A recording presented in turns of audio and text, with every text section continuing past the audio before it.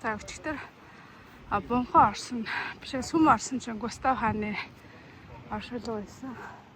Бунхалсан өнөөдөр энэ хуучин хааны орд ингэ шээдэ.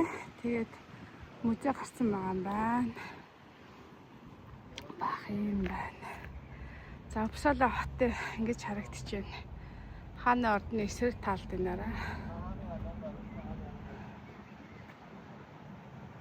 Ботаникийн хүрээлэн чи ингэж үргэлжлээд цаашаа ингэ явдаг юм байна. За одоо тэр өндөр цамхаг руу нэг гараадах. За хаана орд нь үргэлжлээ явчихна. Автос жуулчд ирд юм байна. Үзтээ юм байна. За энэ хаа Гүнэлэ гэдэг гүнжи 1588 онд ясан юм хонхыг энд байрлуулсан байсан юм байна. За Кинг Йохан 3 дугаар эхнэр гинэ. За хэдүүлээ дэшээ гараад үтс. Ямар харагдах нь.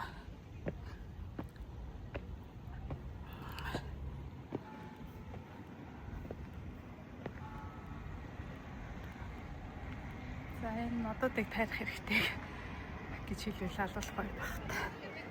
Тэгээ чи бараг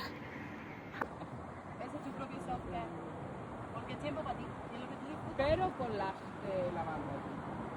Hay un lash, una piedra de jabón, es como un aceite duro, que en España hay que tener cuidado porque se derrite pronto, pero esta gente de aquí hace así, que lo ponen aquí y tiene más... 하니 참하고 숨이 유아가 숨이 참 숨으로 들어왔어. Hombre, no sabe, de inóvalo. 자, энэ болохоор Гүнэлэгээд гүнжи 1600 оны үед байгуулсан.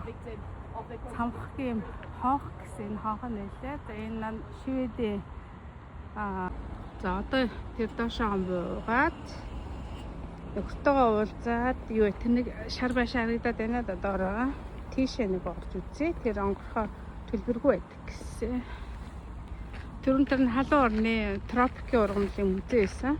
Тэр лөө орох гэсэн чинь нэгт халуун оронд нь очиж үзүүл гоё юм шиг санагдлаа. Хоёрдугаар тэгэхээр мөнгө төлдөг юм билээ. Гэхдээ нэг жижигхэн байшинд харагдчихлээ. Мэдээж бүх төрлийн зүйлийн ургамлууд нь байгаа л ахaltaа тий.